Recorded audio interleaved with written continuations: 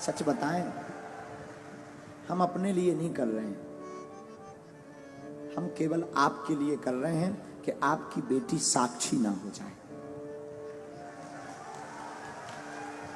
हम इसलिए कर रहे हैं कि अब हमारे मंदिरों पर सोमनाथ जैसा कभी दोबारा हमला ना हो। हम इसलिए कर रहे हैं कि तुम्हारे बच्चे, तुम्हारे जीते जी उन माँ बाप से पूछना जिनके बच्चे घर छोड़कर दूसरे मजहब में चले गए,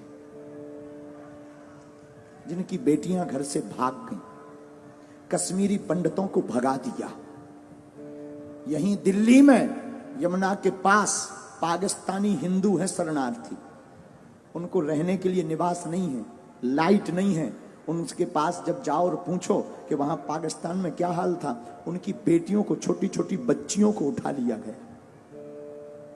13-13 साल की बच्ची को उठा ले गए। और हम नहीं चाहते कि हमारे भारत में तुम लोगों की बेटियों के साथ ऐसा हो। सिर्फ हिंदुत्व की बात और सनातन की बात हम इसलिए बोलते हैं। क्षमा करना, जो पुलिस में भी हैं उनके ऊपर भी कितने हमले कहां कहां नहीं हुए, बंगाल में। हम नहीं चाहते लौटकर हमारे राष्ट्र के इन सिपाहियों के ऊपर कोई उंगली उठाए। इसीलिए हम हिंदुत्व की बात करते हैं, इसीलिए हम सनातन की बात। हमें कोई शौक नहीं चढ़ा है, ना हमें यश पाना है, ना हमें सम्मान, ना हमारी कोई पार्टी है कि हमें राजनीति करनी। हमें कौन सी राजनीति करनी? हम तो तुम्हारे लिए बोल रहे, तुम्हारी आने वाली पीढ़ी के लिए बोल रहे, तुम्हारे लिए जी रहे। वरना हमारा दरबार अच्छा खासा चल रहा है, दरबार में कोई कमी नहीं। हम तो प्रोफेशनली लाइफ जी लेंगे, ज्यादा परेशान होंगे, प्रोफेशनली लाइफ जी लेंगे, अपना दरबार लगाएंगे, बस अपने आराम से रहेंगे, न लेने माधव का न देना माधव का। लेकिन क्या इससे राष्ट्र का भला होगा? नहीं होगा। हम तुम्हारे लिए जी रहे हैं। इस वीडियो को जरूर तुमसे प्रार्थना है कि तुम्हारे अंदर अगर जमीर है, जागो। हम ये नहीं कहते तुम सपोर्ट करो हमारा, तुम्हें जहां जो करना वो करो, लेकिन हां, बात जब सनातन की आ जाए तो प्लीज चुप मत बैठना।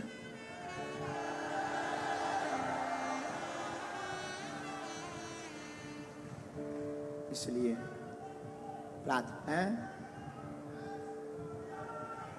नहीं बाइकआउट करना ही पड़ेगा, बिना उसके काम भी नहीं चलेगा। जो ऐसा चलाए और जो ऐसा करे उसको देखना, उसके पंडालों में जाना बंद कर दिया जाए। अब बाबर का देश नहीं, रघुवर का देश है यार, बेफिजूली। हमने राम के लिए इतने साल कोर्ट में माथा पच्ची की, भगवान कृष्ण की पूजा नहीं खुलकर कर पा रहे, राम की यात्राओं में पत्थर लग रहे, पाल घर में संतों को पत्थरों से पीट पीट कर बर्बरता निर्दयता से मार दिया जाता, और लोग कहते तुम चुप बैठो। और हां, हमारे बोलने से और तुम्हारे जय श्री राम केवल मोबाइल चलाने से भारत हिंदू राष्ट्र नहीं बनना है। तुम्हें आवाज उठानी पड़ेगी और जैसे को तैसा जवाब देना पड़ेगा, तुम्हें घर से बाहर निकलना पड़ेगा। क्योंकि हम कोई राजनेता नहीं है कि तुमने ताली पीटी और वोट दिया हम चले गए। हम सनातन के सिपाही हैं। जब तक तुम्हारे अंदर जुनून और जोश नहीं भर देंगे, जब तक तुम्हें सड़कों पर तूफान, मंदिरों में भीड़, सड़कों पर तूफान चाहिए, हमें राम राज्य से भरा हिंदुस्तान चाहिए। और आज तुम जवाब नहीं दोगे, कल तुम्हारी कोई नहीं सुनेगा। 5-6 प्रदेश में हिंदू अल्पसंख्यक हो गए, यूपी में भी हो जाओ, भारत में भी हो जाओ। तो अगर नहीं ऐसा चाहते हो तो आओ, चाहते हो तो ठीक है, तुम्हारी इच्छा, हम तो बोल सकते हैं। नहीं चाहते हो, तुम्हारे अंदर जमीर है। हमारे पूर्वजों ने राम के लिए अपने प्राण त्यागे हैं। भारत के लोगों, तुम्हारे पूर्वजों ने संस्कृति और संस्कार और भारत को बचाने के लिए बलिदानियां दी हैं। और तुम इसको थोथा बनाकर गुलाम मत बनवा देना।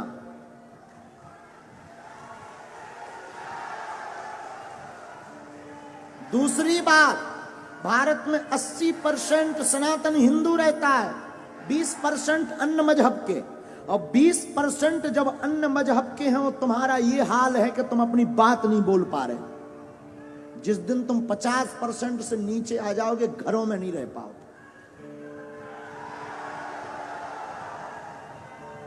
और कोई भड़काऊ बात नहीं है, बहुत ही जगाने वाली बात हो। इसके बाद अगर किसी को बुरा लगे तो क्षमा करना। हम तो देखो जगाने आए हैं, जगाने की बात करेंगे। बोलो जय सिया राम। तो कौन कौन तैयार है ऐसे लोगों को जवाब देने के लिए? ऐसी खबर जो भी चला रहा है, कौन कौन जवाब देगा आज ही? पक्का? पक्का? चलो देखते हैं।